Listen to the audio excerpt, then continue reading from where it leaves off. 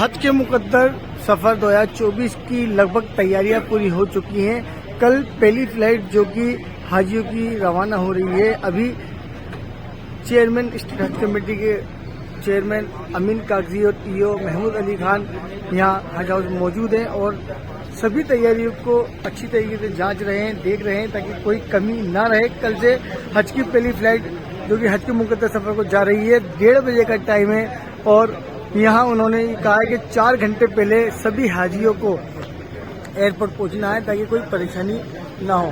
आप देख सकते हैं वॉलंटियर से अमीन कागजी बात कर रहे हैं, समझा रहे हैं कल के किस तरीके से काम किया जाए और हाजियों ने अपनी रिपोर्टिंग दे दी है। सभी हाजी जो 433 जाने वाले हैं वो यहाँ पहुंच चुके हैं। उन्होंने 2 दिन पहले रिपोर्टिंग कर दी थी। अब कल का इंतजार है। कल जो कि 1:30 बजे हज के मुकद्दर सफर की न्यू जो पहली फ्लाइट है वो जयपुर एयरपोर्ट से जा रही है, जिसमें लगभग 431 हाजी होंगे और 2 खिदमत हुज्जाज जो कि उनकी खिदमत में रहेंगे वो लोग होंगे। तैयारी कर रही थी, लेकिन वहाँ से जैसे ही तरतीब बनती ना, बोर्डिंग पास का बनना, इसका बनना, इसमें थोड़ा सा टाइम लगता ही है। हर चीज बम्बई पर डिपेंड है। टाइमिंग लेके चलना चाहिए ना सर। सॉफ्टवेयर बनाया ना।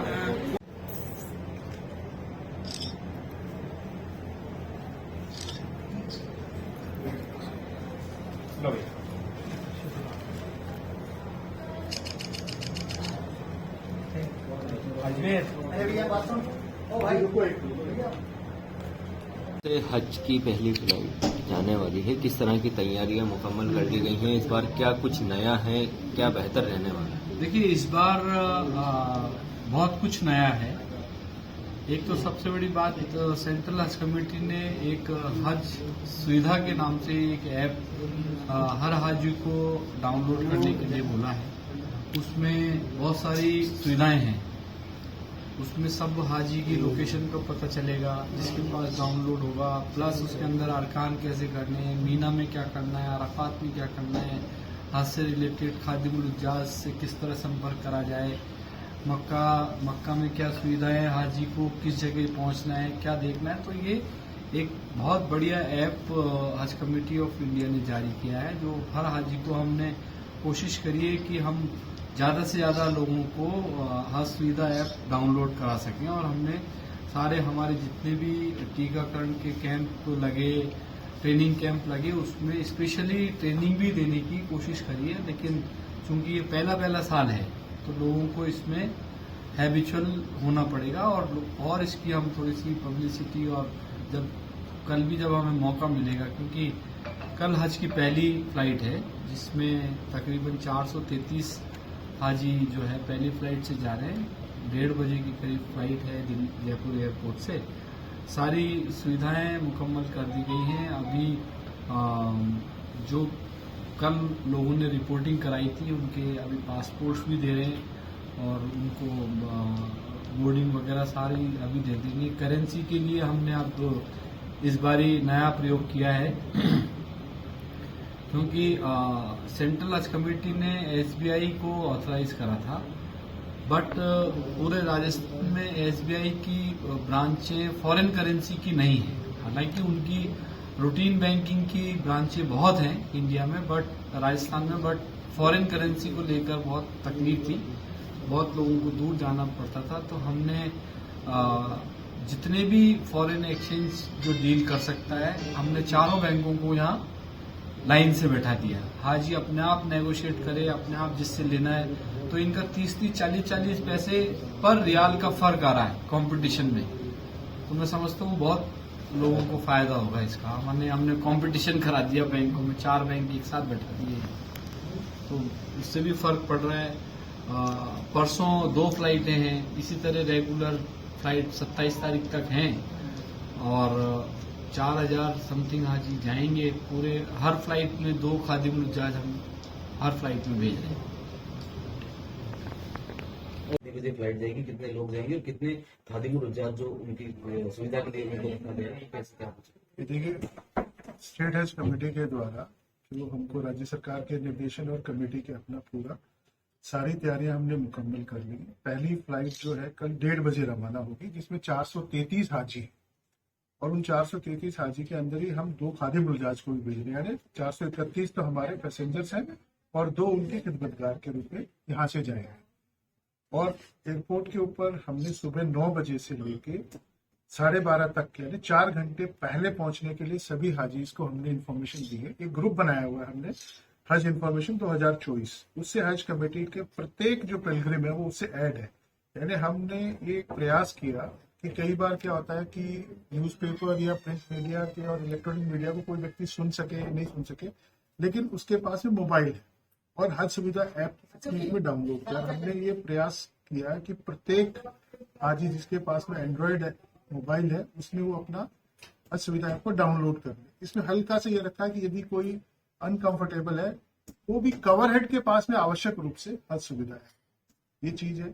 एक नया जो चेंज आया है हज कमेटी का वो है ऑनलाइन रिपोर्टिंग वाला। उसका हमारे अगर आप देखेंगे तो उससे हाजी को बहुत अधिक सुविधा मिली है। जो 45 से 50 डिग्री टेम्परेचर है, उस टेम्परेचर में एक दिन घर से पहले निकलना हाजी के लिए दुश्वारियां पैदा करता था। तो ऑनलाइन रिपोर्टिंग का हाजी को भी लाभ हुआ है और ट्रेवल अगर अपन टाइम पीरियड देखें तो वो काफी कम हुआ है, तो हाजी के लिए वो एक आसान है।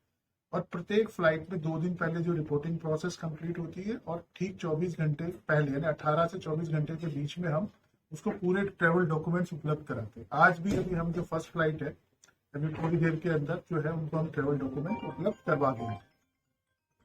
जो ट्रेवल डॉक्यूमेंट है उसमें इस बार ये चेंज है कि एम्बार्केशन वाइज कलर कोडिंग भी किया हुआ है हर तरीके से। और हज सुविधा ऐप में यदि किसी का सामान भी खो जाता है तो अपना वो QR कोड एयरपोर्ट के ऊपर स्कैन कर लेगा तो उसके सामान गुम नहीं होगा। ये एक नया चेंज है। और यहाँ पर अगर हज हाउस में है तो हम हाजी के लिए प्राइमा फेसी पहली रिस्पॉन्सिबिलिटी, हाजी जो यहाँ आता है उसके रुकने के लिए हमने सारी व्यवस्थाएं की।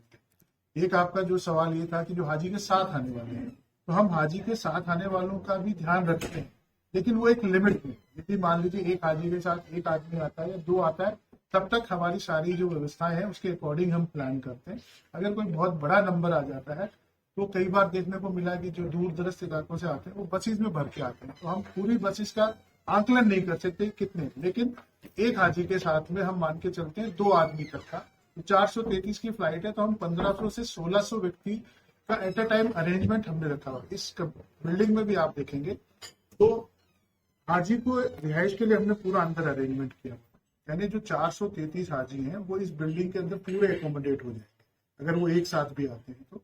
और उनके साथ आने वाले उनके लिए हमने बाहर टेंट की व्यवस्था की हुई है। नगर निगम के द्वारा भी हमने सामने की ओर टेंट लगवाया है। पर हमारा ये अनुभव रहा है कि जनरली आधे हाजी के साथ एक ही आदमी आता है, तो इतनी समस्या आती नहीं हमारे को।